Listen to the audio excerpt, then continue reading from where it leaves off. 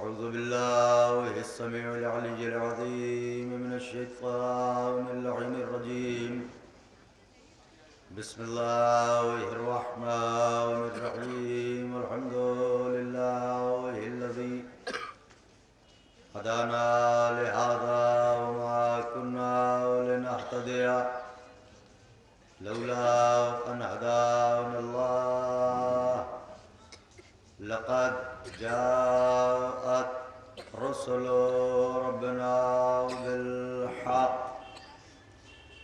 الصلاة والسلام على سيدنا ونبينا وشفيعنا ومولانا بالقاسم محمد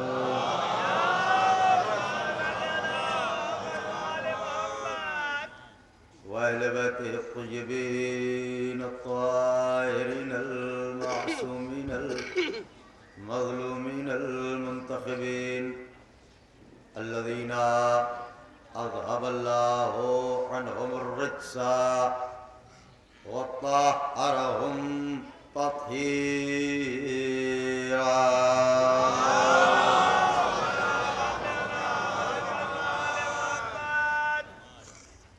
ولعنة الله على أعدائهم وقتلتهم وغاصبي حقوقهم ومنكري فضائلهم ومصائبهم وشجاعتهم وطهارتهم وسخاوتهم وجلالتهم وولايتهم وعظمتهم وعطشهم أجمعين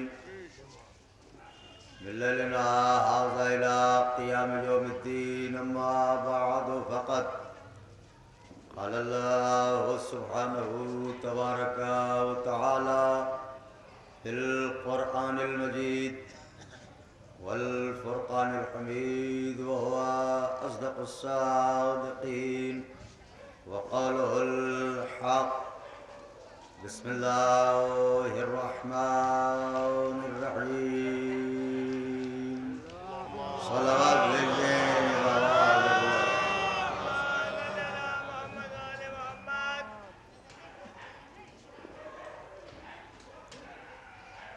بزرگان مذہب و ملت، برادران ایمانی، کرم ہے حضرات چہاردہ معصومین علیہ السلام کا، اور خصوصی صدقہ ہے شہزادی کونین بنت جناب رسول الثقلین مادر حسنین صدیقہ طاہرہ راضیہ مرضیہ بطول عذرا انسیہ حورا جناب فاطمہ زہرا سلام اللہ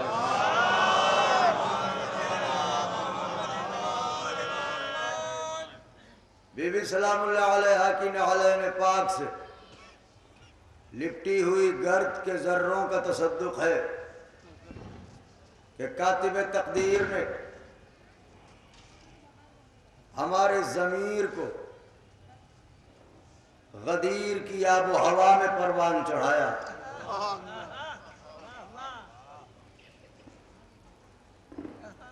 ہمارے خمیر میں خاک شفا گھول دی. ہمارے وجود کو احاطہ فرش عزا میں لے لیا.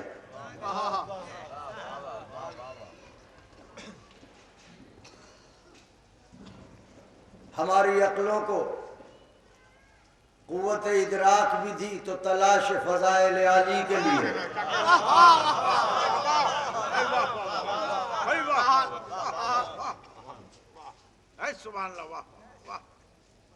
ہمارے لہو کو کم سے کم اتنا طاہر بنایا کہ ہم حسین کے غم میں اپنا خون بہا سکیں.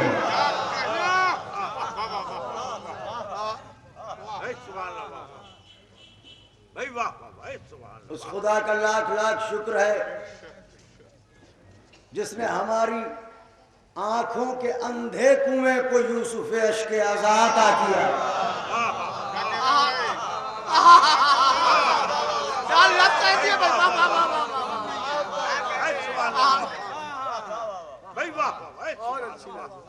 اس خدا کا لاکھ لاکھ شکر ہے کہ اس کائنات میں جہاں سروں کے ساتھ تاج بھی ٹھوکروں میں رہتے ہوں، ہمارے سروں کا غازہ یاد حسین کو بنایا۔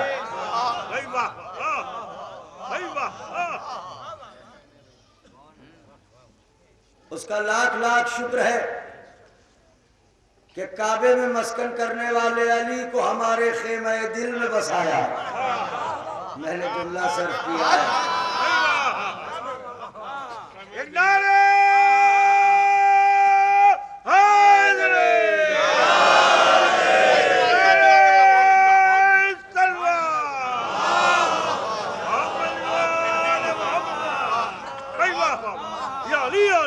اور یہ وہ منزل افتخار ہے جہاں کبھی کبھی جی چاہتا ہے کہ سر جھکا کے نہیں، سر اٹھا کے کعبے کو دیکھیں۔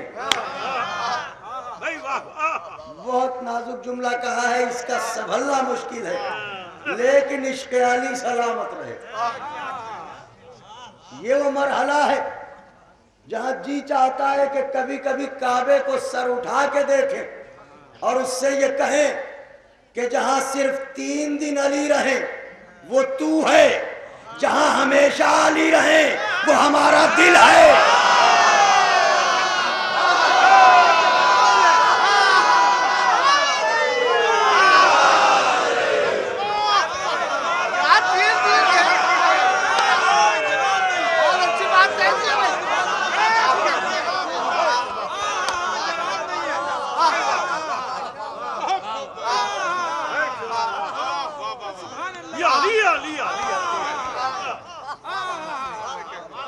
یہاں رہتے ہیں علی، ان کا مشکلوں میں آپ کو ڈھونڈنا بھی نہیں پڑتا کہ آپ کے مولا کہاں ہیں۔ ارے جب دل میں ہے تو ڈھونڈنا کیسا؟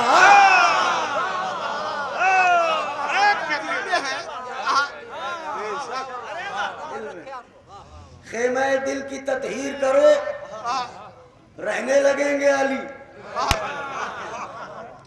جب خیمہ دل کی تطہیر ہی نہ ہوگی تو وارث آئے تطہیر کہاں قیام کرے؟ بت خانوں میں علی نہیں رہتے۔ اللہ اکبر، اللہ اکبر۔ اچھا، مسلسل تلواریں چل رہی ہیں اور کل ہودج بھی گر چکا ہے اور اونٹ بھی پے ہو چکا ہے۔ کل جنگ جمل تمام ہو گئی، مگر جنگ جمل تمام ہونے کے بعد آپ کے مولا نے ایک خطبہ دیا ہے، اس سے ہی متصل کروں گا میں۔ حضرت نے ایک خطبہ دیا ہے۔ خطبہ کیا ہے؟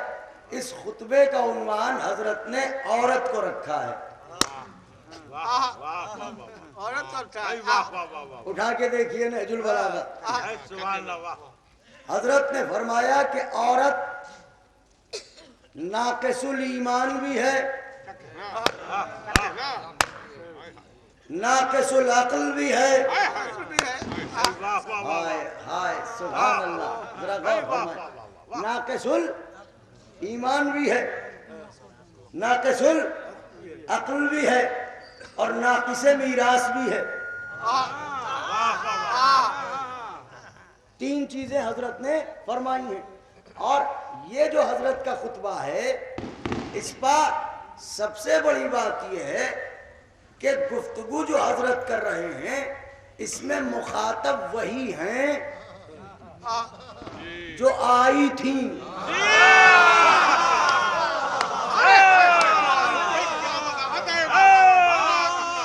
خطبے کی شرح اٹھا کے دیکھیے گا تو آپ کو نظر آئے گا۔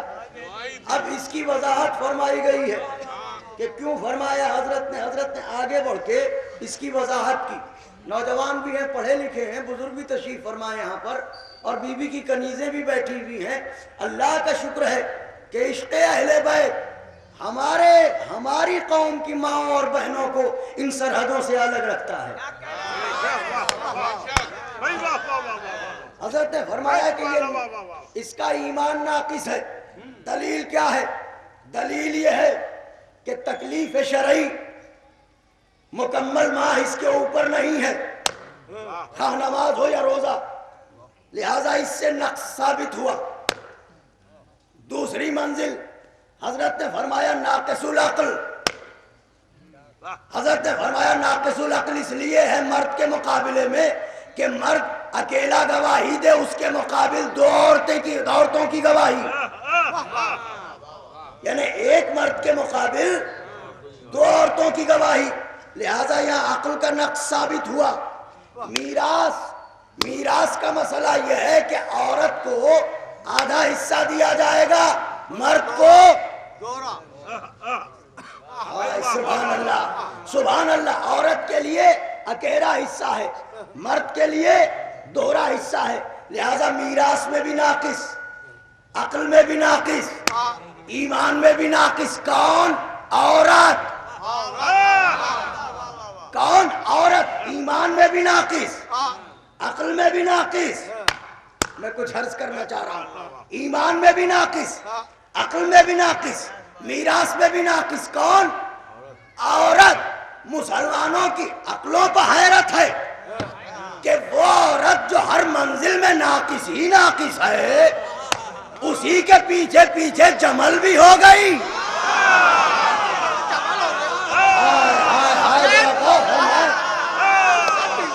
صلوات بھیجے بابا۔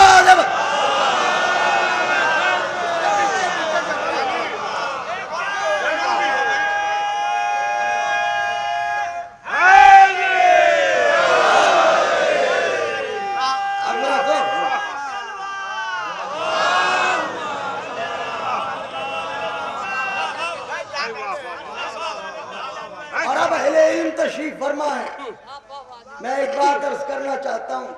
ممکن ہے کوئی کہے کہ ارے صاحب عورت، ارے وہ تو حضور کی زوجہ، تو یہ بتائے گا کون؟ آپ بتائیں گے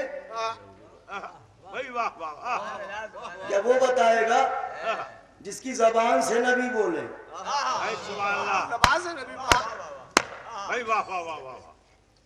جنگ جمل کے بعد کوئی ایسا خطبہ آپ مجھے دکھائیں جس میں حضرت نے جب بھی ان کا ذکر کیا ہو یہ کہہ کے ذکر نہ کیا ہو وہ ایک عورت۔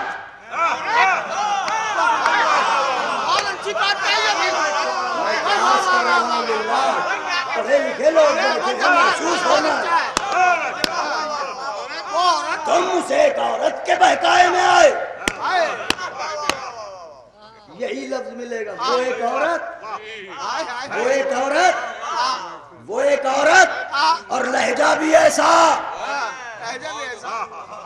کہ جس سے عزت کا پیمانہ بھی کھل جائے۔ صلوات بھیجے بابا آگے بڑھو۔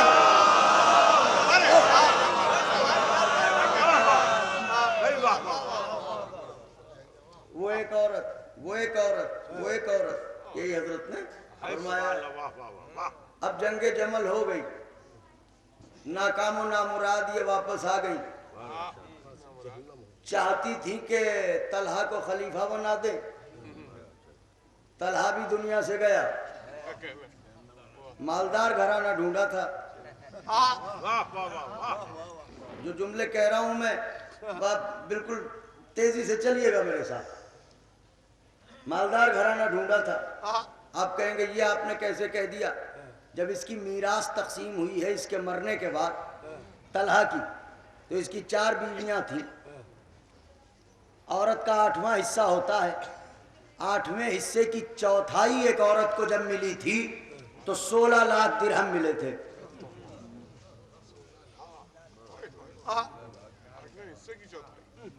8ویں حصے کی چوتھائی، اب آپ تصور کر لیجئے کہ کتنا مالدار تھا۔ سبحان اللہ، صلوات بھیجے بابا۔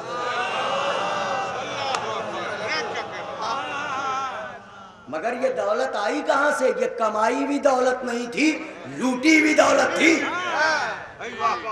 یہ دولت کمائی بھی نہیں تھی، یہ دولت لوٹی بھی تھی۔ یہ واقعہ ہو گیا، سب کچھ کام تمام ہو گیا۔ اب جناب امیر نے، چونکہ ابھی حضرت کے ہاتھوں پر بیعت ہوئی ہے اور پے در پے ایسے واقعات ہو رہے ہیں. 10 منٹ کی اجازت چاہتا ہوں میں آپ سے تاکہ نوجوانوں کی خدمت میں ان حالات کو نظر کر دوں جو حالات پیدا ہوئے جنگ جمل کے بعد. جنگ جمل کے بعد حضرت کو سب سے پہلا کام یہ کرنا تھا کہ جتنے بھی شہر ہیں ان شہروں میں انصاف پسند عاملوں کو مقرر کریں, حاکموں کو مقرر کریں, تاکہ اس سے پہلے جو عوام کو ستایا گیا ہے اب وہ اس ظلم سے نجات پائیں. لہذا مختلف شہروں میں حضرت نے اپنی جانب سے حاکم روانہ کیے, مقرر کیے, اور ایسے جو عابد و زاہد جو حکم خدا کے مطابق فیصلہ کرنے والے ایسوں کو بھیجا.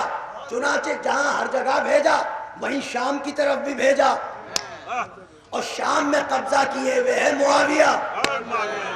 معاویہ نے ایک لشکر راستے میں تعینات کر رکھا ہے کہ اگر علی کی طرف سے کوئی حاکم بن کے آئے شام کا تو اسے وہیں سے واپس کرو. آئیے تو لائدہ تشریف دیں, ایک صلوات پڑھیں.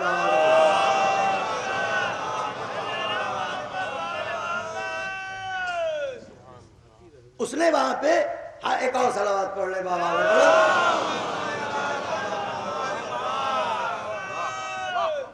اس نے وہاں پہ فوج مقرر کر رکھی ہے کہ اگر واپس ہو جائیں تو ٹھیک ہے, نہیں تو قتل کر دو. حضرت کی طرف سے حاکم چلا, راستے میں حاکم شام کے لشکر نے روکا اور کہا سنو, ہم شام کی سرزمین پا معاویہ کے سوا کسی کو تسلیم نہیں کریں گے, جا کے اپنے امام سے کہہ دینا, اور اگر نہیں جاتے ہو تو تلواریں چلیں گی. چونکہ یہاں اقتدار ظاہر کیا نہیں جاتا. سلمان فارسی مدائن جاتے ہیں گورنر بن کے تو اس حال میں کہ کوئی پہچانتا ہی نہیں کہ گورنر یہ بھی ہو سکتے ہیں. ہائے ہائے ہائے, اعتراض کر رہا ہوں, غور فرمائے بھائی, یہاں تو سادگی ہے نا, یہاں تو کونین کا اقتدار ہے نا, یہ تو چھٹ بھئیے کرتے ہیں. ذرا دکھاؤ کہ ہم حاکم ہیں. یہاں علی والوں کو حقیقت دنیا معلوم ہے, یہ حکومت کرنے نہیں آئے ہیں, حقوق دلانے آئے ہیں, حقوق پہنچانے آئے ہیں. لہذا حضرت کی طرف سے جانے والے نے اپنی طرف دیکھا, حفاظتی دستے کی طرف دیکھا, اس کے لشکر کو دیکھا.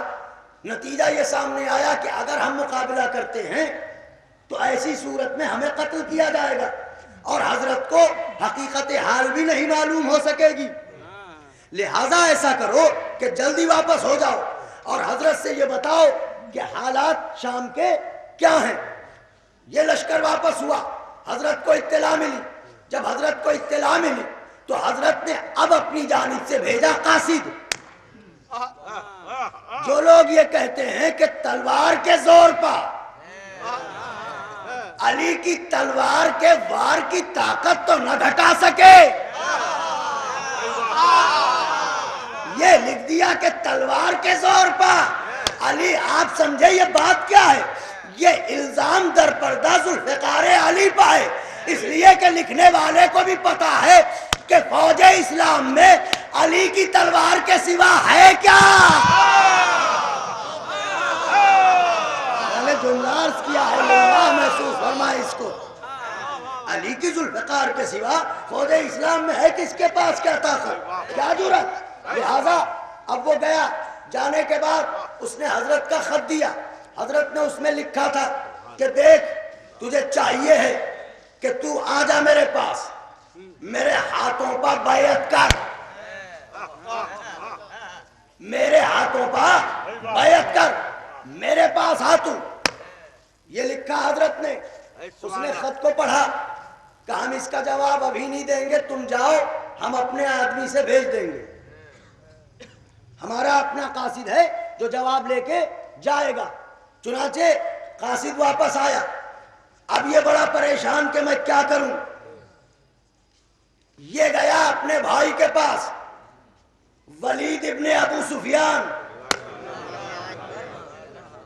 اور جانے کے بعد اس سے اس نے رائے لی کہ بتاؤ ہم بڑی مشکلوں میں ہیں اور علی نے یہ خط دیا ہے، ایسی صورت میں ہم کیا کریں؟ شام کی حکومت تو جا رہی ہے۔ اس نے یہ مشورہ دیا کہ دیکھ، کڑی مصیبت میں سیاسی مدد تیری ایک ہی شخص کر سکتا ہے اور اس کا نام ہے عمر یاس،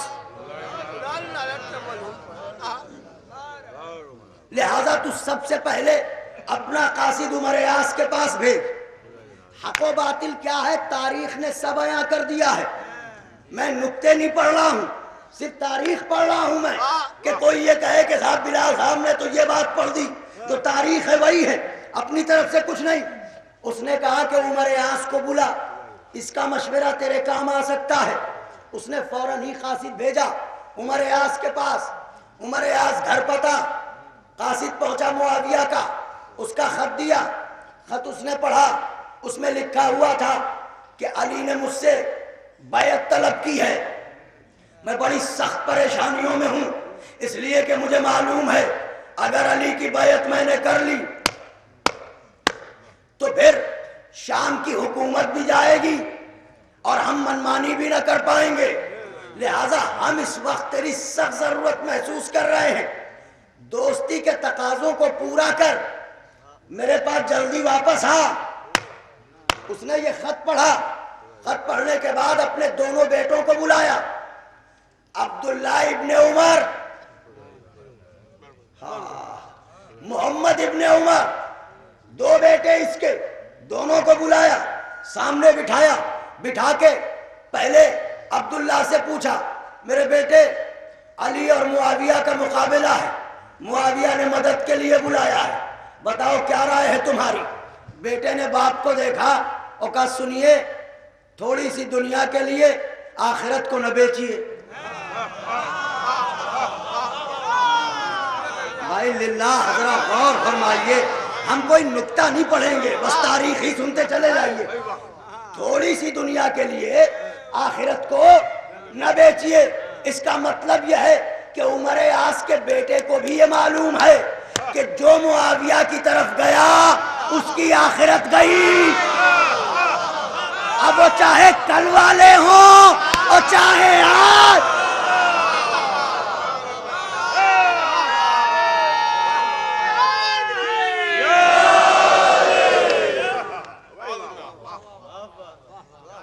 عبداللہ کی یہ بات سن لی عمر یاس نے۔ اس کے بعد عمر یاس نے محمد سے پوچھا تم بتاؤ نور نظر لخت جگر، تم بتاؤ۔ اس نے اپنی داڑھی ذرا سی سہلائی اور سر کھجایا اور آنکھیں چڑھا کے بولا بابا جو کچھ بھی معاویہ کے پاس ہے وہ نقد ہے،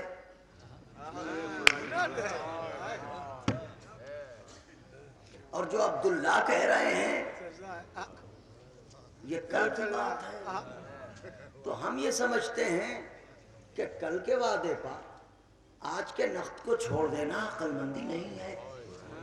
آپ ایک بااثر شخصیت ہیں، صاحب رائے مانے جاتے ہیں، لوگ آپ سے مشورہ کرتے ہیں، اس سے بہتر موقع نہیں آئے گا آپ کے لیے اپنی شخصیت کو اجاگر کرنے کا۔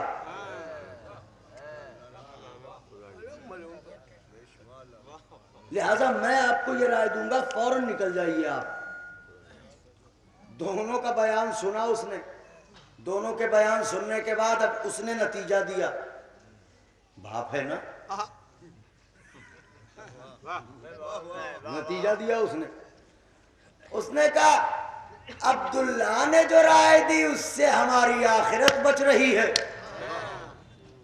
اور محمد نے جو رائے دی اس سے ہماری دنیا محفوظ ہو رہی ہے، لہذا ہم محمد ہی کی بات پر یقین کرتے ہیں اور جو کیش ہے وہی لے لیتے ہیں۔ یہ کہنے کے بعد وہ شام کی طرف روانہ ہو گیا۔ اب جب یہ شام پہنچا، دیکھیے گا میری طرف، اب جب یہ شام پہنچا تو شام معاویہ نے بہت زبردست استقبال کیا، بڑھ کے گلے سے لگایا اور کہا بڑی دیر سے بے قرار تھا، اتنی دیر کیوں کرتے ہو آنے میں؟ پتہ نہیں ہے کہ دوست بے قرار ہے؟ اس نے تڑپ کے کہا آج بڑے بے قرار ہو۔ سبحان اللہ سبحان اللہ۔ اور اس کے آگے ایک جملہ کا ہندا کے بیٹے، کیونکہ یہ دونوں آپس میں اتنے قریب تھے کہ وہ اکثر یہ کہا کرتا تھا ہندا کے بیٹے، اور وہ اس پہ مسکراتے تھے، یہ جانتے تھے کہ کیوں کہہ رہا ہے، ہائے سبحان اللہ، مگر پھر بھی مسکراتا تھا وہ۔ کہا ہندا کے بیٹے آج بڑی محبت کاٹ کے آ رہی ہے، کیا بات ہے؟ کہ مذاق نہ کرو، میرے ساتھ آؤ۔ اور باہوں میں باہیں ڈالی اور ایک ہاتھ پکڑا اور لے کے گیا، اور تخت کے اوپر گاؤ تکیا، اور ایک طرف سے خود ٹیک لگا کے بیٹھا اور دوسری طرف سے اس سے کہا ٹیک لگا کے آرام سے بیٹھو، تھکے ہوئے آ رہے ہیں۔ تو اب ایک ہی تکیے پر دو لوگ۔ اب گفتگو شروع ہوئی کہ بھئی کس لیے بلایا ہے؟ کہ بلانے کا سبب یہ ہے کہ یہ پریشانی یہ پریشانی یہ پریشانی، اور ان میں سب سے بڑی پریشانی یہ ہے کہ علی سے ہمارا مقابلہ ہے۔ اس نے کہا دیکھو تمہاری یہ پریشانی، اس کا جواب تو یہ ہے، تمہاری یہ پریشانی، اس کا حل تو یہ ہے، تمہاری یہ پریشانی، اس کا حل تو یہ ہے۔ رہی علی کی بات تو اتنا جان لینا، علی بات کے بھی دھنی ہے، تلوار کے بھی دھنی ہے، اور کسی زاویے سے علی سے مقابلہ کرنے کی نہ سوچنا، ورنہ مارے جاؤ گے، پریشان ہو جاؤ گے۔ اس نے کہا ہم نے تمہیں دل بڑھانے کے لیے بلایا تھا، تم تو دل ڈبوئے دے رہے ہو، تم تو دل ڈبوئے دے رہے ہو، تم یہ کیا کہہ رہے ہو؟ اس نے کہا جو سچ ہے وہ کہہ رہا ہوں۔ معاویہ سمجھ گیا کہ یہ کچھ اور کہنا چاہتا ہے۔ انہوں نے کہا اچھا کچھ کھاؤ پیو، کھانا پینا ہوا، اس کے بعد کہا کہ بھائی جلدی جلدی بتاؤ تم ہماری کیا مدد کر سکتے ہو؟ اس نے کہا مدد تو ہو جائے گی، مگر یہ بتاؤ ملک رائے کا کیا ہوگا؟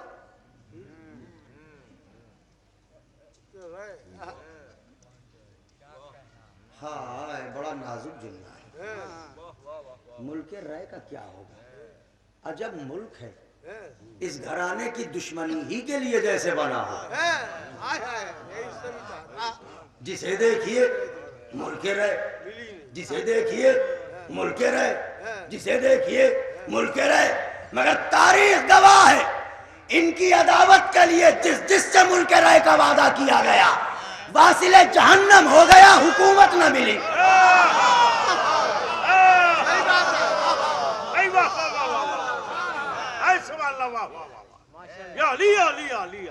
اب جن سے وعدے کیے گئے وہ نام بھی ایک ہی ہیں۔ عمر عاص سے وعدہ کیا گیا، اسے بھی نہیں ملا۔ عمر ابن سعد سے وعدہ کیا گیا، اسے بھی نہیں ملا۔ اچھا کا ملک رہے۔ اب اس نے کہا کہ یہ تو بڑی بات اس نے کہہ دی، ان کا اچھا سوچنے کا موقع دو۔ پھر اپنے بھائی کے پاس گیا، کہا بتاؤ۔ بھائی نے کہا دیکھو ایسا ہے، ملک رائے دے کے اگر حکومت شام بچ سکتی ہے تو بچا لیجئے، عقل مندی کا تقاضا یہی ہے۔ لہذا تحریری شکل میں ملک رائے اس نے اس کے نام کر دیا کہ اگر ہم اس مسئلے میں فتح یاب ہوتے ہیں تو ملک رائے تمہارے لیے ہے۔ چنانچہ اب یہ بات طے ہو گئی تو عمر عاص مل گیا معاویہ سے۔ اب جب معاویہ سے مل گیا تو چونکہ انتقام خون عثمان کے نام پر اس سے پہلے بھگدڑ ہو چکی ہے اور اس کے پاس اس کے علاوہ اور کوئی سبب ہے نہیں کہ جسے بنیاد بنا کے لوگوں کو اکٹھا کرے، اب اسے بھی انتقام خون عثمان ہی کے لیے آواز اٹھانی ہے۔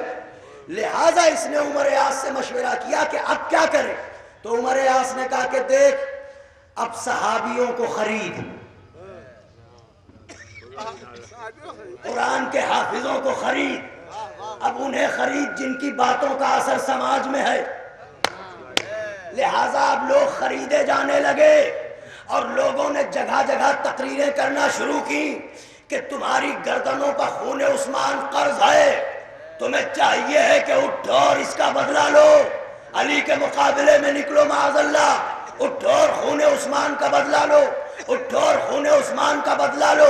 ذرا سوچئے، اتنی لمبی لمبی داڑھیاں، اتنے موٹے موٹے گھٹے، ہاتھوں میں تسبیحیں ہل رہی ہیں اور صحابیت کا لیبل لگا ہوا ہے۔ اب جب تقریریں ہو رہی ہیں تو اندھے عوام پر کیا اثر پڑے گا؟ لہذا آہستہ آہستہ لوگ آنے لگے آنے لگے آنے لگے آنے لگے، اور شام والوں نے یہ قسم کھا لی کہ ہم جب تک بدلہ نہ لے لیں گے ہم چین سے گھروں میں نہ بیٹھیں گے۔ ادھر ہو گئی تیاری حضرت سے جنگ کرنے کی۔ کیا کہا تھا کہ ہم اپنے قاصد کے ذریعے خط کا جواب بھیجیں گے۔ اب ایک قاصد اس نے بھیجا، اتنا پلندہ دیا، کئی صفحات وہ لے کے گیا، حضرت کو دیا۔ جب حضرت نے اسے دیکھا تو سارے ورق سادے۔ حضرت نے اسے بلایا اور کہا اس کا کیا مطلب ہے؟ کہا اگر اجازت ہو تو بتاؤں۔ اس کا مطلب یہ ہے کہ میں شام کی جامع مسجد میں 50,000 لوگوں کو روتا بلکتا چھوڑ کے آیا ہوں، جن کی داڑھیاں غم عثمان میں آنسوؤں سے تر ہیں، اور انہوں نے یہ طے کر لیا ہے کہ بدلہ لیا جائے گا۔ حضرت نے کہا اچھا تو اب کیا حال ہے؟ کہ لشکر نکل چکا ہے۔ جب حضرت کو لشکر کے نکلنے کا حال معلوم ہوا تو اب حضرت نے بھی فوج کی تیاری شروع کی، اور اب حضرت بھی نکلے میدان صفین کی طرف۔ توجہ فرمائیے گا، حضرت بھی نکلے میدان صفین کی طرف۔ حضرت کے ساتھ چاہنے والوں میں جو ہیں وہ مشہور نام ہیں، جناب عمار، جن کے لیے پیغمبر کی حدیث باغی گروہ قتل کرے گا، لہذا عمار کو لے کے چلے حضرت۔ مالک اشتر، جن کے قدموں کی دھمک سے رنگ کانپ اٹھے، ایسا بہادر علی کے ساتھ ہے۔ خود جناب امیر جو اسد کردگار ہیں، جو شاہ ذوالفقار ہیں، جن کے لیے قصیدہ آ چکا ہے، لا فتح الا علی، لا سیف الا ذوالفقار، وہ علی لشکر لے کے چلے۔ لشکر کی تعداد میں کچھ اختلاف ہے، مگر یہ بتایا جاتا ہے کہ علی کے لشکر کی تعداد 80,000، حاکم شام کے لشکر کی تعداد 1,20,000۔ تو ایک طرف 1,20,000، ایک طرف 80,000، مگر یہ جو 80,000 ہیں، ان 80,000 میں جاہلوں کی اکثریت ہے۔ اس لیے کہ عمر عاص سے جب معاویہ نے پوچھا تھا کہ تو یہ کہہ رہا ہے کہ مجھے یہ جنگ جتوائے گا، کس بنیاد پر کہہ رہا ہے؟ اس نے کہا خالی ایک دعا کرو کہ علی کے لشکر میں جاہلوں کی تعداد زیادہ ہو۔ کہا کیوں؟ کہ اگر جاہلوں کی تعداد زیادہ ہوگی تو ان سے مکر کر کے بہکانے میں انہیں آسانی ہوگی۔ ہائے ہائے ہائے ہائے ہائے، ذرا غور فرمائیں، ذرا غور فرمائیں۔ بات کہی ہے دشمن نے، مگر درس پوری دنیا کو لینا چاہیے۔ اس کا مطلب ان سے قریب رہنا ہے تو علم حاصل کیجئے۔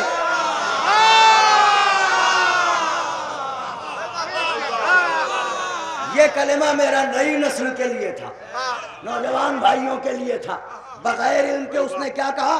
دعا کرو کہ علی کی فوج میں جوہلا کی تعداد زیادہ ہو تاکہ ہم انہیں بہکانے میں کامیاب ہو سکیں۔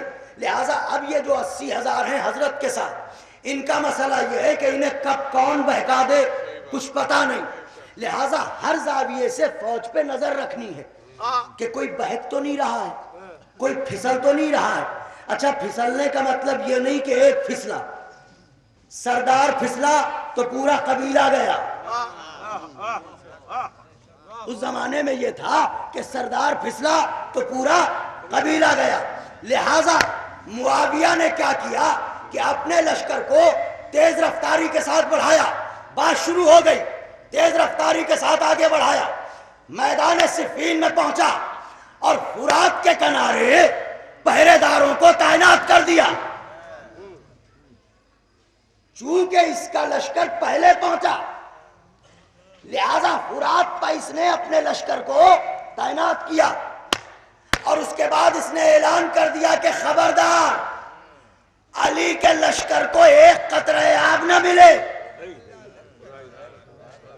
اس کا مطلب یہ ہوا کہ پورے گھرانے کا مزاج یہی ہے کہ پانی بند کرو. ہائے ہائے ہائے ذرا غور فرمائے کہ پانی نہ جانے پائے علی کے لشکر کی طرف. کیوں؟ کہ اس لیے کہ اگر پانی چلا گیا تو سیر و سیراب لشکر سے لڑنا دشوار ہو جائے گا، لہذا پانی بند کرو. عمر عاص تک یہ خبر پہنچی. عمر عاص نے کہا او ہندا کے بیٹے، یہ کیا فیصلہ لیا تو نے؟ کیا تو اس زوم میں ہے کہ علی کے لشکر والوں کا پانی پر پہرا لگا لے گا؟ کیا تجھے یہ نہیں پتا کہ وہ جب چاہیں گے فرات کو چھین لیں گے؟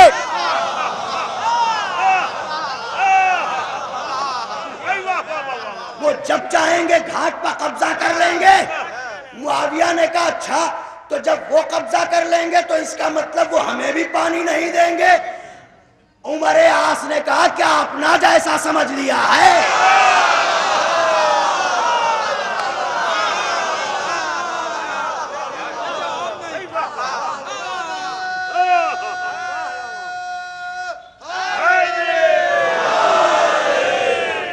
دشمن ہے مگر گواہی دے رہا ہے. ہائے سبحان اللہ. دشمن ہے مگر گواہی دے رہا ہے. دشمن ہے کہہ رہا ہے کہ اپنا جیسا سمجھ لیا ہے. علی کا مزاج وہ نہیں ہے جو تو سمجھتا ہے. یاد رکھنا کہ وہ ساقی کوثر ہیں. جو تو کر رہا ہے وہ کبھی نہیں کریں گے. اتنے میں ولید ابن عقبہ آیا. معاویہ نے اس سے مشورہ کیا کہ تم بتاؤ، تم تو ہمارے رشتہ دار بھی ہو، تم بتاؤ کیا کریں؟ ان کا خبردار ایک قطرہ جو پانی گیا انہوں نے خلیفہ کو پیاسا مارا ہے، تڑپا کے مارا ہے، تو ہم بھی ایک قطرہ پانی ان تک نہ جانے دیں گے. الزام کس پا؟ جناب امیر پا. ہم بھی انہیں پانی نہ دیں گے. کہا اچھا اب یہاں پر فوج تعینات ہے. ادھر سے سب سے پہلے پہنچا مالک اشتر کا لشکر قریب صفین. آپ تھک تو نہیں گئے؟ پڑھوں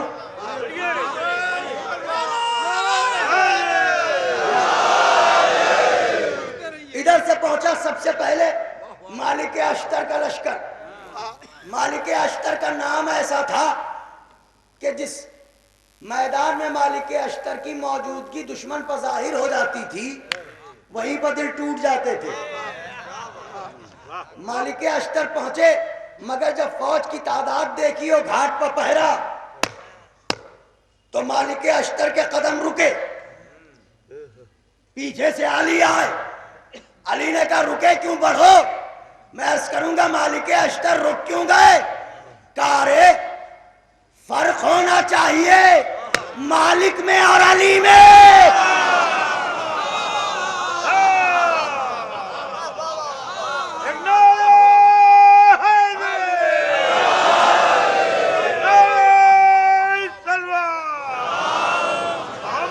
خدا حسین کا واسطہ ہے، توجہ ابھی بھی جزا دیں آپ سب حضرات کو. کہ مالک اشتر رک کیوں گئے؟ بڑھو. کہ حضرت انہوں نے تو قبضہ کر لیا ہے گھاٹ پر. حضرت نے کچھ لوگوں کو بھیجا کہ جاؤ دیکھو پانی دیتے ہیں یا نہیں. کچھ لوگ گئے، پہرے داروں نے انہیں بھگا دیا، واپس کر دیا.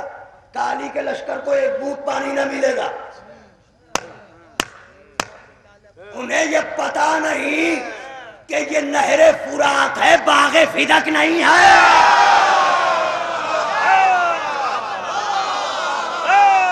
میں نے جملہ کہا ہے خدا حسین کا واسطہ کہ ہم پانی نہیں دیں گے. جب واپس آئے حضرت نے کہا ٹھیک ہے ہمیں جنگ تو کرنی نہیں ہے, پہلے صلح کی بات کرنی ہے, لہذا ایسا کرو کوئی دوسرا گھاٹ تلاش کرو, کوئی دوسرا گھاٹ تلاش کرو. اب اکابر علماء تاریخ نے یہ لکھا ہے کہ بات یہ تھی کہ جس گھاٹ پہ قبضہ تھا وہ اکیلا ہی گھاٹ تھا. بہت دور تک جناب مالک اشتر چند ساتھیوں کو لے کے گئے, مگر فرات کے کنارے کافی دھسان اور دلدل تھا, دھسان تھی کافی, اور انتہائی گھنی خاردار جھاڑیاں تھیں. تو وہاں پر جانا ایک مسئلہ اور جا کے پانی لانا ایک مسئلہ. لہذا جب یہ بات طے ہو گئی کہ اس کے سوا کوئی دوسرا گھاٹ نہیں ہے جہاں سے پانی لیا جائے, تو ایسی صورت میں حضرت نے صحابی رسول اور اپنے صحابی ساسا ابن سوہان کو, جو ایمان کی منزلوں میں ثابت قدم, زیارت پر جاتے ہوں گے تو زیارت کرتے ہوں گے, ساسا ابن سوہان کو مشق دی اور کہا جاؤ میری طرف سے معاویہ کے پاس اور اس سے کہو کہ پانی خدا کی ملکیت ہے, اس نے بندوں پر عام کیا ہے, لہذا پہرا ہٹا لے. جناب ساسا ابن سوہان گئے, معاویہ نے کہا کیا بات ہے, کہا ہم علی کا پیغام لے کے آئے ہیں. کہا کیا پیغام؟ پیغام سنایا ساسا نے. معاویہ ہنسا, ہنس کے کہنے لگا پانی تو نہ ملے گا, پانی تو نہ ملے گا. ساسا نے بھی اسی تیور میں جواب دیا کہ تیری حیثیت ہوگی تو نہ دینا.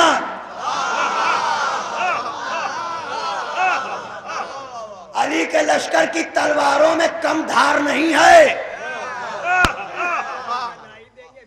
چونکہ یہ لشکر چاہتا نہیں, ہمارا مولا چاہتا نہیں کہ پانی کے لیے تلوار چلے. ہائے عجب بلیغ جملہ کہا, ہمارا آقا یہ چاہتا نہیں کہ پانی کے لیے تلوار چلے, ورنہ یہ بات ہمارے لیے بڑی نہیں ہے. لہذا ابھی مناسب وقت ہے, پہرے ہٹا دے, پانی لینے کی اجازت دے. اس نے کہا جا کے علی سے کہہ دینا کہ فرات چھین سکے تو چھین لے, ہم تو پانی نہ دیں گے, تیار ہو جائیے, ہم تو پانی نہ دیں گے. اب تاریخ میں بہت سارے نام لکھے گئے ہیں فرات چھیننے کے لیے, پہرا ہٹانے کے لیے, مگر ایک نام ایسا لکھا ہے تاریخ میں جس نے فرات چھینی مگر آج بھی پیاسا ہے, وہ نام ہے حسین. جناب امیر نے سلطان کربلا کو بلایا, کہا میرے لال حسین. ہاں بابا, کہا جاؤ فرات لے لو, جاؤ فرات لے لو. کس سے کہا؟ بول دیجئے, دلوں کے دروازے کھولیے. کس سے کہا؟ حسین سے. کیا کہا؟ جاؤ فرات لے لو, جاؤ فرات لے لو, جاؤ فرات لے لو, جاؤ فرات لے لو. بھائی حسین سے کیوں کہا جاؤ فرات لے لو؟ بات یہ تھی شاید کہ حسین ہے زہرا کے بیٹے اور سارے دریا ہیں زہرا کے مہر میں.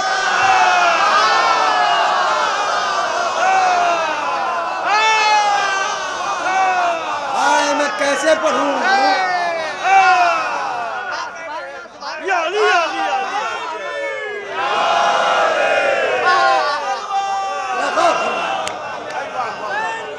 زندہ باد, زندہ باد, زندہ باد, زندہ باد, مرد آباد, مرد آباد, مرد آباد.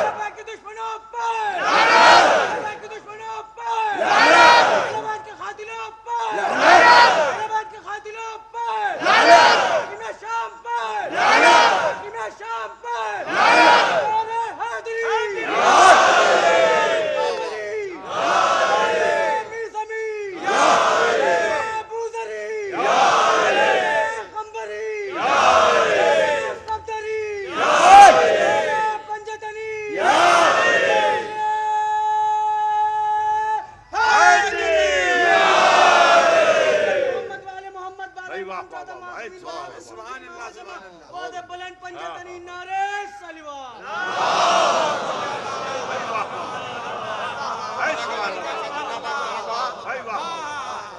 حسین جاؤ پہرا ہٹاؤ فرات لے لو حسین سے کہا جاؤ حسین ابن علی نے تلوار کھینچی چلے قریب فرات پہنچے دستوں نے راستہ روکا راستہ روکنے والے دستے کو خود یہ پتہ نہ چل سکا کہ کتنی دیر پہلے گھاٹ پہ ہم تھے اور کتنی دیر بعد نہیں ہے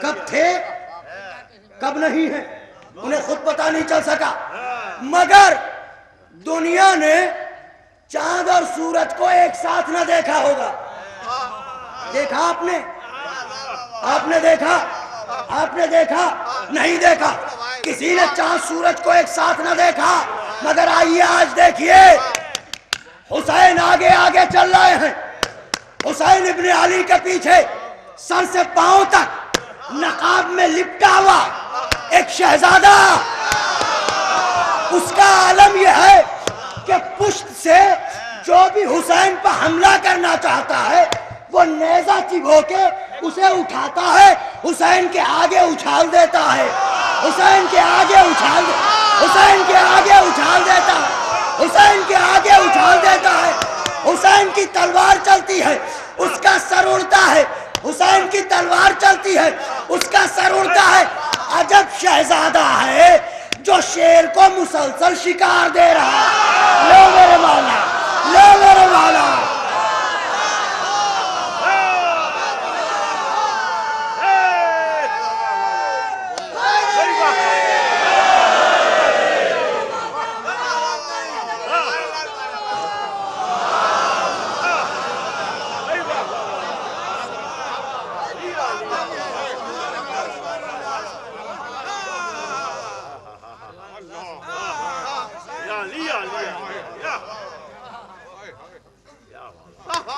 چل رہی ہے خالی فرات خالی صحابی دوڑ کے آیا حضرت غضب ہو گیا کہ کیا ہوا کہ منظر دیکھا حیران ہو گیا کہ کیا کہ میں نے دیکھا ایک عجب مجاہد ہے پہچان ہی نہیں پایا میں مگر حسین ابن علی کے پیچھے پیچھے ہائے ہائے ہائے سبحان اللہ ایسے چل رہا ہے کہ جو بھی حسین پر حملہ کرنا چاہتا ہے وہ نیزہ چبھوتا ہے اسے فضا میں اچھال کے حسین کے آگے پہنچا دیتا ہے حسین تلوار چلاتے ہیں وہ واصل جہنم ہو جاتا ہے مسکرا دیے فاتح خیبر مسکرا دیے فاتح بیٹوں کی درودات سن رہے تھے میں نے کیا کہا دنیا نے چاند اور سورج کو ایک ساتھ نہ دیکھا ہوگا آج دیکھیے آگے آگے سورج چل رہا ہے پیچھے پیچھے چاند چل رہا ہے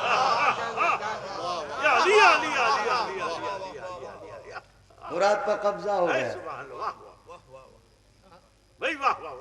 فوجیں تعینات ہو گئی جب فوج بھاگی بزدل اور روباہوں کی فوج معاویہ کو پتا چلا کہ ہماری فوج تو بھاگ آئی تو اب کیا کریں ایسا نہ ہو کہ علی بھی وہی کریں جو ہم نے ان کے ساتھ کیا تھا عمر عاص آیا پھر اور کہا خاطر جمع رکھ علی وہ نہیں کریں گے جو تو نے کیا حسین گئے تھے فرات کا قبضہ کرنے کے لیے تو یہ شہزادہ کیوں گیا بات وہی ہے کہ میراث دریا تھا مہر زہرا میں عباس کو بھی زہرا نے کہا ہے بیٹا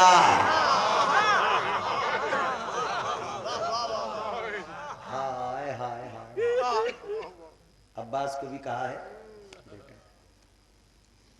لیجئے. حضرت نے کہا کہ ہماری طرف سے پانی بند نہیں کیا جائے گا. فوج میں ہلچل مچی کہ یہ تو عجیب بات ہے کہ انہوں نے ہم پہ پانی بند کر رکھا تھا اور ہم ان پہ پانی بند نہ کریں. حضرت نے فرمایا ہم پانی کے لیے لڑنے نہیں آئے ہیں, ہم آئے ہیں حفاظت دین کے لیے. ہم دین کی حفاظت کے لیے آئے ہیں. پانی ان پہ عام کر دو, پانی ان پہ عام کر دو, پانی ان پہ عام کر دو. دنیا حق و باطل کا فیصلہ کرنا چاہے تو پوری جنگ دیکھنے کی ضرورت ہی نہیں ہے, یہیں پر پہچان لے حق کیا ہے باطل کیا ہے.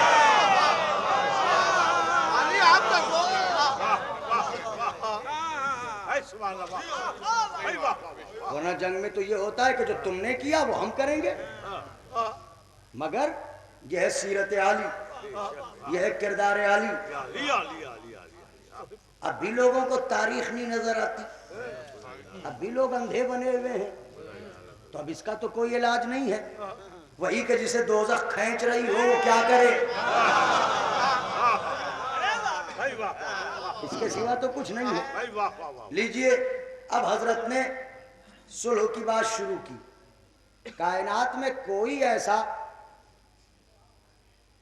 بہادر دکھائیے اور کوئی ایسا کائنات کا فاتح دکھائیے جو میدان جنگ میں اترنے کے بعد اور فتح کا اختیار رکھنے کے بعد اپنی چٹکیوں میں جیت کی رگ دبانے کے بعد صلح کے پیغامات دے. ہے کوئی؟ علی ہے فقط.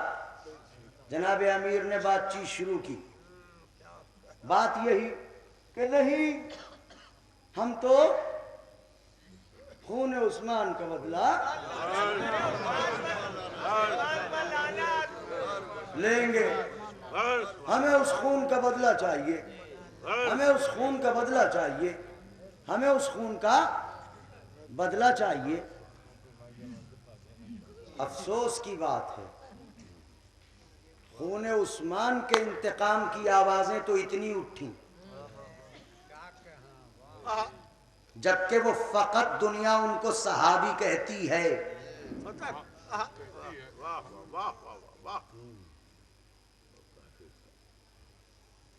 کہاں چلی گئی غیرت اسلام؟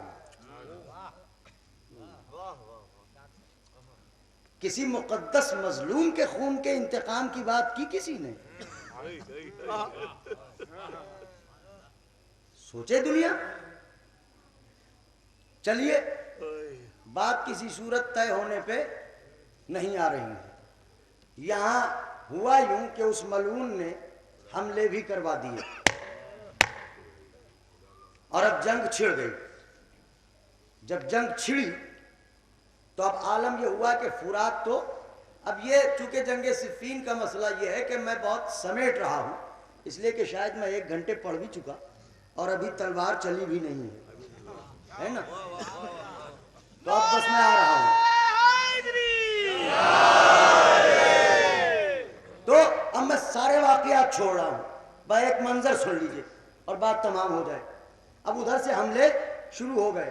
جب حضرت نے دیکھا کہ اب یہ ماننے والے نہیں ہیں, قرآن مجید کو درمیان میں لائے. قرآن مجید کے اوراق بھی تیروں نے اڑا دیے. اب ایسی صورت میں حضرت نے کہا کہ یہ یوں نہ مانیں گے. مالک اشتر, ہاں میرے آقا, دکھاؤ کلائیوں کا ہنر, دکھاؤ بازوؤں کا زور, جاؤ کرو حملہ. اب جو مالک اشتر نے حملہ کیا تو آیا طوفان, حملوں پہ حملے, صفوں کے پرے ٹوٹ رہے ہیں. ہائے نوجوانوں اب ذرا تیار ہو جاؤ, صفوں کے پرے الٹ رہے ہیں, صفیں ٹوٹ رہی ہیں, لوگوں کے قدم اکھڑ رہے ہیں, کسی کا ہاتھ کٹ رہا ہے, کسی کے پاؤں کٹ رہے ہیں، کسی کا سر اڑ رہا ہے، کسی کے سینے میں نیزہ اتر رہا ہے، موت کا بازار گرم ہو گیا، اور علی کی طرف سے معین کیا ہوا شیر مالک اشتر پورے میدان پر چھایا ہوا ہے، دستوں کو الٹتا ہوا، صفوں کو چیرتا ہوا، بزدلوں کو بھگاتا ہوا، دوزخیوں کو قتل کرتا ہوا۔ ان قریب تھا کہ خیمے تک پہنچ جائے جس میں سب سے بڑا فتنہ بیٹھا ہے۔ ہائے ہائے ہائے ہائے ہائے ہائے ہائے، خیمے تک پہنچ جائے جس میں سب سے بڑا فتنہ بیٹھا ہوا ہے۔ اب جو یہ منظر دیکھا تو عمر عاص دوڑتا ہوا آیا، معاویہ نے اسے دیکھا کہ گھبرایا کیوں ہے، کہ چپ ہو جا، بستر پر لیٹا ہوا خراٹے بھر رہا ہے، تجھے پتا بھی ہے مالک اشتر کے قدموں کی دھمک سے تیرے خیموں کی تنابیں اکھڑ رہی ہیں۔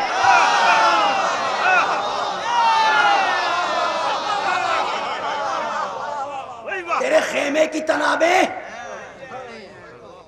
اکھڑ رہی ہیں، نکل۔ اب اس نے کیا کیا کہ ایک ایسا شخص ڈھونڈا جو شکلاً اس سے ملتا جلتا تھا،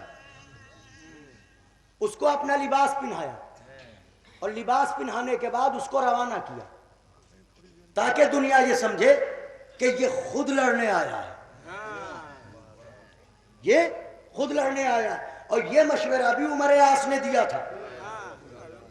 جب لاشوں پر لاشیں گرنے لگی تو ایک مرتبہ فاتح خیبر اپنی صف سے نکلے، بیچ میں آئے، آمنے سامنے لشکر ہے، ادھر وہ لشکر، ادھر یہ لشکر، جناب امیر سب سے باہر نکلے، درمیان میں آئے، اور جناب امیر نے پکار کے کہا، کہاں ہے معاویہ؟ جیسے اس نے آواز علی سنی، پیچھے کھسکا، ایک صف، دوسری صف، تیسری صف، علی نے دوسری آواز دی، کہاں ہے؟ عمر عاص نے اس کا ہاتھ پکڑا، کہ بھاگتا کیوں ہے، سن تو کیا کہنا چاہتے ہیں۔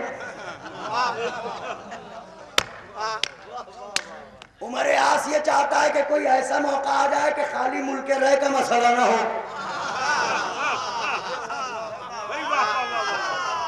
ہائے ہائے ہائے ہائے ہائے، کہا اگر تو بھاگا تو پوری فوج اکھڑ جائے گی، لہذا آ سامنے۔ نکل کے آیا، کہنے لگا آپ کیا کہنا چاہتے ہیں، آپ کیا کہنا چاہتے ہیں؟ حضرت نے کہا سامنے آ، نکل سب سے۔ کہنے لگا ہم اکیلے نہیں جائیں گے عمر عاص، تم بھی چلو، تم بھی چلو۔ دونوں نکلے،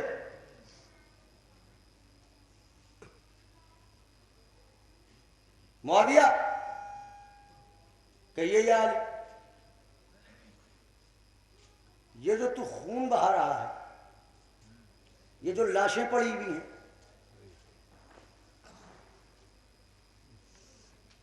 ان سے بہتر تو یہ ہے کہ لڑائی تیرے اور میرے درمیان ہے، ہم اپنی فوج کو واپس کیے دیتے ہیں۔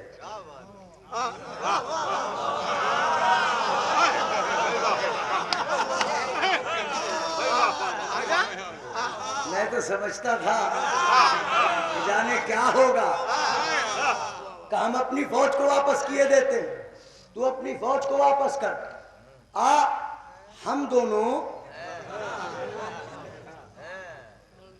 اگر تو نے مجھے قتل کر دیا تو پھر لوگ تجھے مان لیں گے، اور اگر میں نے تجھے قتل کر دیا تو پھر ہمارا حق ہمیں مل جائے گا۔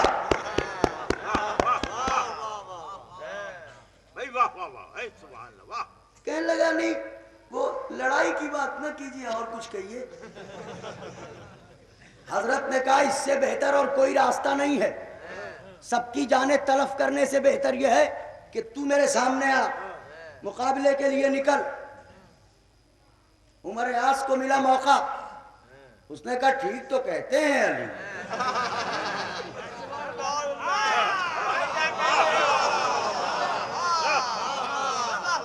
سنتے رہیے ذرا سا. ٹھیک تو کہتے ہیں نکل کے آ ہو جائے دو دو ہاتھ تو جیسے دو سوتنیں نہیں لڑتی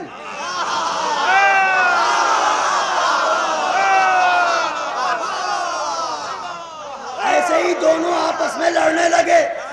تو تو چاہتا ہی ہے کہ میں مارا جاؤں اور تو حاکم بن جائے. تجھے میری نیت کا کیسے پتا کہ بھائی علی کی تلوار کے سامنے آ کے کوئی اب تک گیا ہے؟ نعرہ حیدری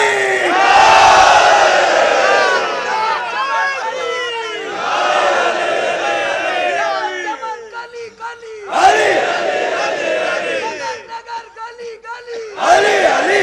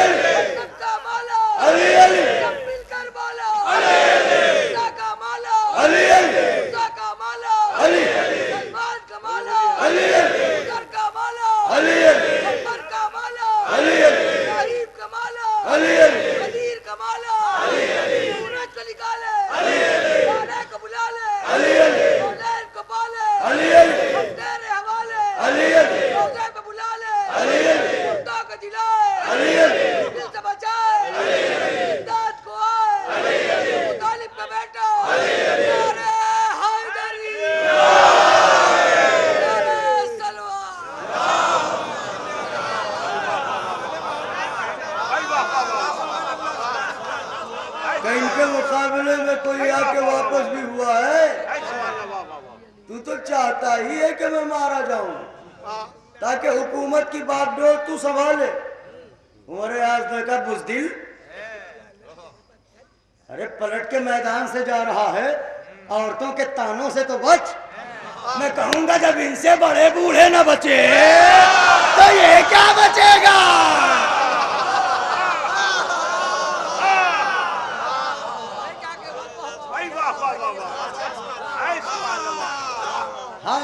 سبحان اللہ سبحان اللہ سبحان اللہ. جب اس سے بڑے بوڑھے نہ بچے تو یہ کیا بچے گا. اس نے عمر اعظم کو دیکھا اور کہنے لگا سن سن سن اور تلواروں سے بچ کے نکل جانا. یہ عرب میں آئے بھائی علی کی تلوار سے بچ جانا ہنر ہے.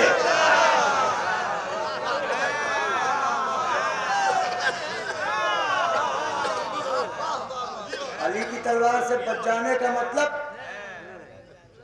سامنے ہی نہ ہو فرار ہو جاؤ. اور یہ کہتا کہتا وہ منہ سے کف جاری ہے اور خوف چہرے پر طاری ہے. عجب عالم ہے. جیسے لگتا ہے کہ ملک الموت نے اب پنجہ مارا. جب پنجہ مارا اور کھسکتے کھسکتے کھسکتے کھسکتے کھسکتے ایک صف پھر دوسری صف پھر تیسری صف پھر چوتھی صف. آگے بڑھو تم لوگ آگے بڑھو تم لوگ دیر نہ کرو آگے بڑھو. یہی ہے تاریخ کا منظر. آگے بڑھو جوانوں. اور یہ کہتے ہوئے پیچھے کھسکتے کھسکتے اپنے خیمے میں. عمر اعظم دیکھ رہا تھا یہ بھی پیچھے پیچھے گیا اس لیے کہ اسے پتا تھا کہ اس کے بعد میرا ہی نمبر ہے لہذا یہ بھی گیا. اب وہاں معاویہ اس پر برسا خیمے کے اندر کہ یہ تو نے کیا کیا. آج تو مجھے قتل کروا دیتا. آج تو میری زندگی کا تو خاتمہ کروا دیتا. عمر اعظم نے کہا واہ ہو تجھ پا ہندا کے بیٹے. میں عمر اعظم سے کہوں گا بار بار ہندا کے بیٹے کیوں کہتا ہے. باپ کا نام لے. ہائے ہائے ہائے ہائے ہائے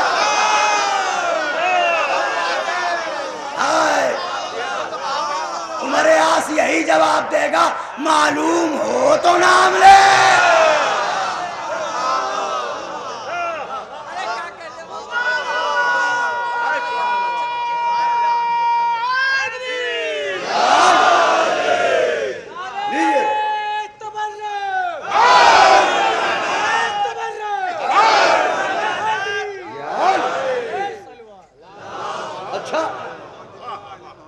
اب دونوں میں ہوا جھگڑا.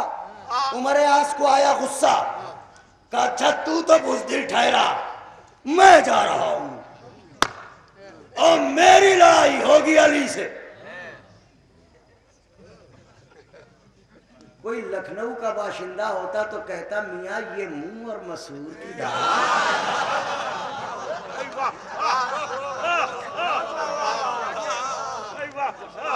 اب میں لڑوں گا.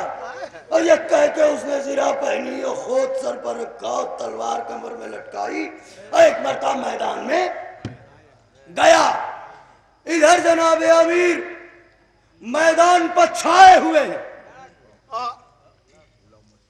شیر تو اکیلا ہی رہتا ہے نا میدان میں.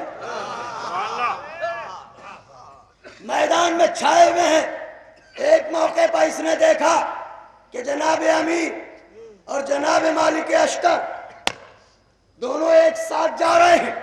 اتنے میں اس نے بلایا, آواز دی کہ یا علی میں آیا ہوں لڑنے. دیکھیے میری طرف, یا علی میں آیا ہوں لڑنے.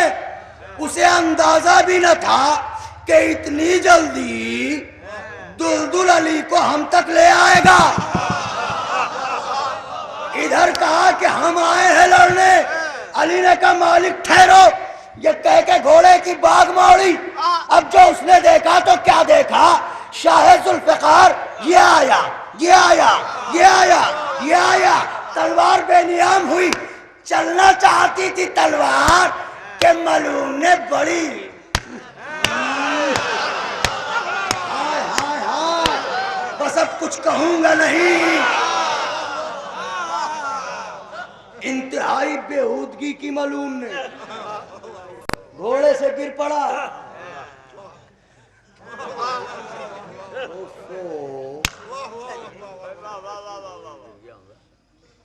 حضرت نے نظریں پھیر لی.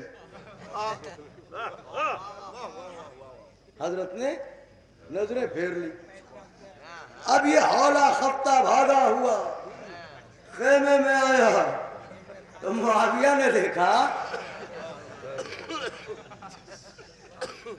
کیا ہوا, حیران کیوں ہے؟ کار بچنا مشکل تھا مگر بس بچ گیا, جان بچا لی. معاویہ نے کہا کہ ٹھیک ہے.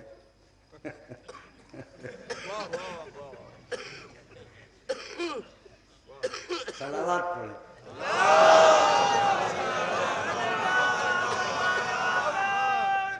آپ ذرا غور فرمائیے دشمن علی کی اوقات کیا ہوتی ہے.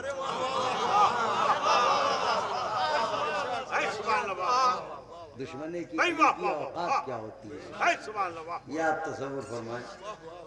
لیجئے یہ واپس گیا, بس اب ایک حملہ, گفتگو تمام. اب یہ ہوا کہ ایک دم سے گھمسان کی جنگ ہوئی. گھمسان کی جنگ اس سے پہلے بھی ہو رہی تھی مگر اب جو لشکر ٹوٹا دونوں طرف سے, تو اب جناب امیر نے جو ذوالفقار چلائی, جو تلوار حضرت نے چلائی ہے, نوجوانوں بازوؤں کی مچھلیوں کو ابھاریے. بزرگوں کو جناب حبیب ابن مظاہر کی محبت کا واسطہ, تیار ہو کے بیٹھ جائے. علی نے ایک بار پھر ذوالفقار کو بے نیام کیا.